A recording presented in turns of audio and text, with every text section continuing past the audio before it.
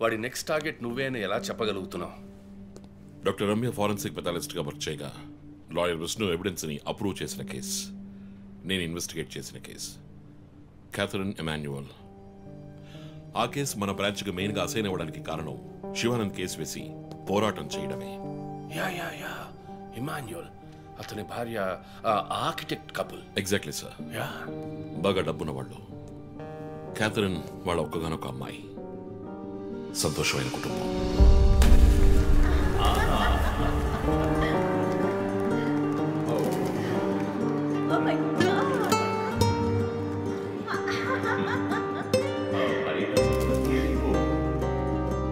ఆ ఇంట్లో పనివాడు ఉండేవాడు, పేరు మరియదాసు. పనివాళ్ళ కాకుండా కుటుంబంలో ఒకటిగా కలిసిపోయాడు. వంట పని చేయడం, ఇంటి పని చేయడం, క్యాథరిన్ని స్కూల్కి డ్రాప్ చేయడం అన్నీ వాడే చూసుకునేవాడు.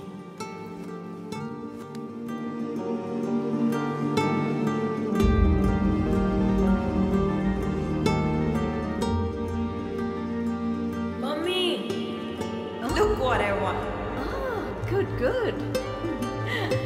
I have to go. Bye. Good show, Kathy. Keep it up. Good. బాగా బిజీగా ఉన్న పేరెంట్స్ దగ్గర దక్కని ప్రేమ, అభిమానం క్యాథరిన్కి మరియదాస్ దగ్గర దక్కాయి.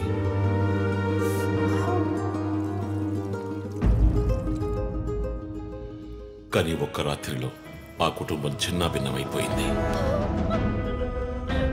క్యాథరిన్ హత్యకు గురైంది. మరియదాసు పరారయ్యాడు. ఇంట్లో ఉన్న డబ్బు, నగలు దొంగిలించబడ్డాయి. పోలీసులు మరియదాసుని సస్పెక్ట్గా డిక్లేర్ చేసి కేసు ఫైల్ చేశారు. వారం అయినప్పటికీ మరియదాస్ ఆచూకీ తెలియనందువల్ల విక్టిమ్ని పూడ్చిపెట్టి కేసు క్లోజ్ చేశారు. 2 వారాలు అంతా సర్దుమణిగింది.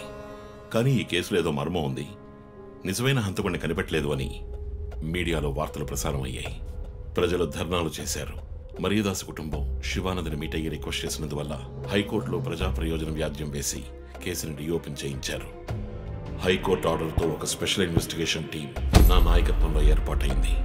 నేను క్యాథరిన్ బాడీని ఎగ్జ్యూమ్ చేసి రీపోస్ట్ మార్టంకి ఆర్డర్ చేశాను. కానీ కేసు సాల్వ్ చేయడానికి ముఖ్యమైన ఎవిడెన్స్ అయిన మర్డర్ వెపన్ మాకు దొరకలేదు. ఒకరోజు I got the breakthrough. Hello how are you? Fine. తీసుకోండి. No thanks. Can I go? Yeah sure.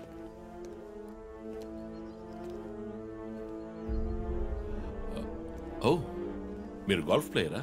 Yes sir. ఏ క్లబ్లో ఆడుతున్నారు? గచ్చిబౌలి క్లబ్లో. నేను race club player, just beginner. మీ అంత కాదులేండి. అడిగిన ప్రశ్నలకు మాత్రం ముక్తసరిగా సమాధానం చెప్పారు. కూతుర్ని పోగొట్టుకున్న దుఃఖంలో ఉన్నారని నేను పెద్దగా పట్టించుకోలేదు. అప్పుడే ఒక విషయం గమనించాను. ఒక గోల్ఫ్ కిట్లో 16 క్లబ్బులుంటాయి. అన్నీ ఇంచుమించు ఒకేలాగుంటాయి, ఒకే ఒక్క క్లబ్ తప్ప. అదే పట్టర్. హోల్ దగ్గరున్న బంతిని కొట్టడానికి యూజ్ చేసే క్లబ్. ఇమాన్యువల్ దగ్గరున్న కిట్లో ఆ పట్టర్ కొత్తదిగా ఉంది. క్యాడీ దగ్గర మాట్లాడిన దాన్ని బట్టి ఇమాన్యువల్ హత్య జరిగిన 2 వారాల తర్వాత ఒకే ఒక్కసారి మాత్రం గోల్ఫ్ ఆడడానికి వచ్చినట్టుగా తెలిసింది.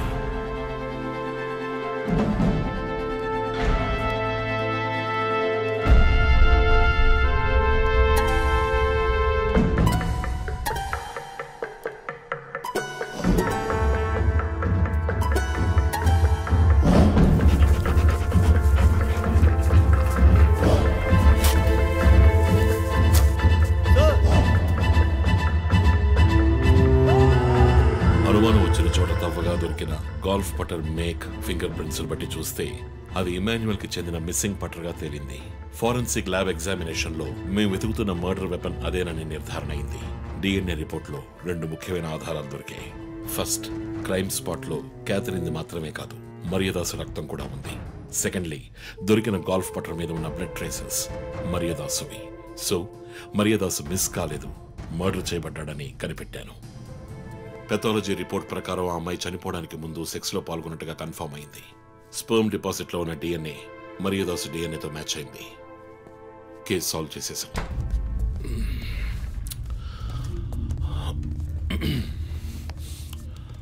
పోస్ట్ మార్టం రిపోర్ట్ ప్రకారం మరియదాసే ముందు చనిపోయాడు.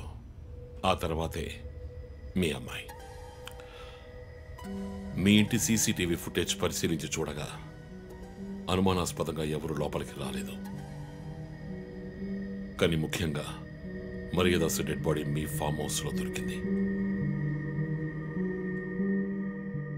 పార్టీ క్యాన్సిల్ అయితే ముందే చెప్పకర్లా? Big waste of time. కొత్త కార్లో టెస్ట్ డ్రైవ్ వెళ్ళామనుకుంటే పోలా?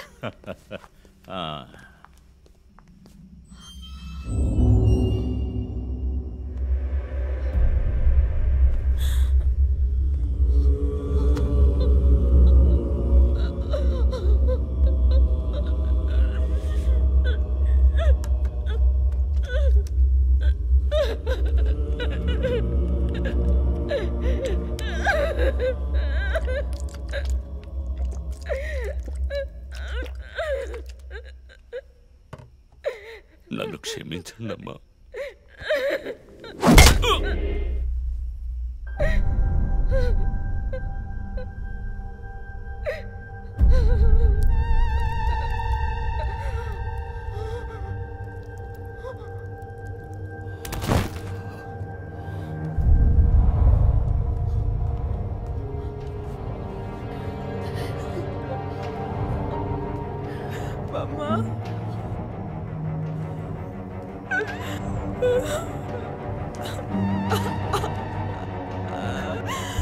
Why did you do this, Papa? Why?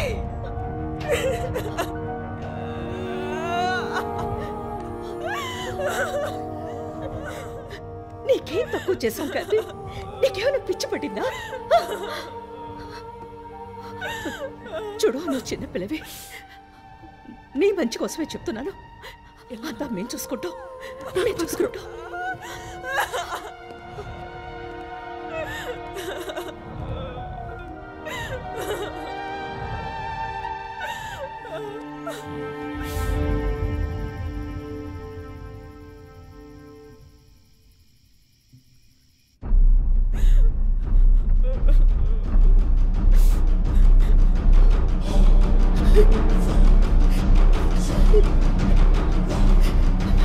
I'm gonna call the police. Mom, please leave me. Do something. Stop her. Kathy, Do police something. will stop Stop her. I told you to stop.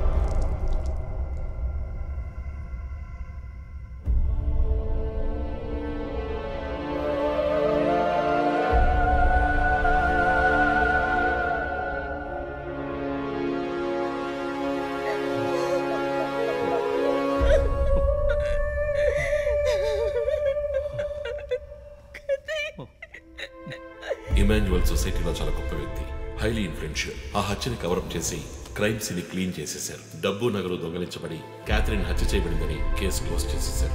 నేను investigate చేసిన తర్వాతే నిజాలు బయటపడ్డాయి. Sir, ఒక తండ్రిగా నా పరిస్థితి ఆలోచించండి సార్. 16 ఏళ్ళు నిండని పిల్ల సార్. ఇంట్లో ఉన్న పని వాడితో కోపంలో ఆ పని చేశాను సార్. మరియదాస్ రేప్ చేసి చంపేశాడు. ఆ కోపంలో నేను వాడిని కొట్టి చంపేశాను. అలా మీరు రిపోర్ట్ మార్చి రాయండి సార్. ఆల్రెడీ నా కూతురు గురించి ఏమేమి రాస్తున్నారో తెలుసా మీకు? టీవీ ఆన్ చేయడానికి భయపడుతున్నాం. రోజు మీడియాలో నా కూతుర్ని చూపించి రేప్ చేసినట్టు ఎలాంటి ఎవిడెన్స్ లేదు. వాళ్ళిద్దరూ ఇష్టపడే అలా నడుచుకున్నారు. అటాప్సీ రిపోర్ట్ క్లియర్గా చెప్తోంది. మీరిద్దరూ కలిసి ఎవిడెన్స్ని సప్రెస్ చేశారు. డాక్టర్ రమ్యతో కూడా దీని గురించి మాట్లాడాను. ఆవిడ కలెక్ట్ చేసిన డిఎన్ఏ ఎవిడెన్స్ చాలు మిమ్మల్ని కన్విట్ చేయడానికి. నేను డిఎన్ఏ రిపోర్ట్ మార్చి రాయిస్తాను. నాకు కనెక్షన్స్ ఉన్నాయి. అది నాకు వదిలిపెట్టండి. ఆ శాంపుల్ని బట్టి రిపోర్ట్ మార్చి రాయండి. మీకు ఎంత డబ్బు కావాలన్నా ఇస్తాను. ఇండియాలో, విదేశాల్లో. జస్ట్ అకౌంట్ నెంబర్ చెప్పండి. సార్, మేమిద్దరం సిటీలో లీడింగ్ ఆర్కిటెక్ట్స్. మా రెప్యుటేషన్ ఏం కావాలి? అవమానం sir. We have done right. Yeah, we are done. You have to face the consequences. నా దగ్గరే దాచిపెట్టారు కదా సార్. చెప్పకూడని విషయాలన్నీ చెప్పి ఇలా ఇరుక్కున్నారే సార్.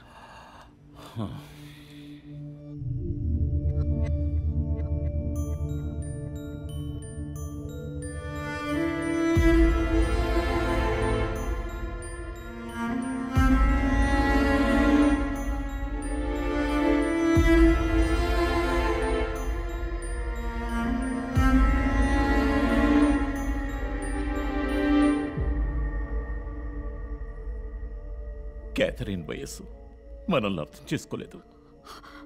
అడిగిందల్లా కొనిచ్చాం. డబ్బు ఖర్చు చేసామే కానీ కొంచెం టైము ఖర్చు చేసి ఉండాల్సింది.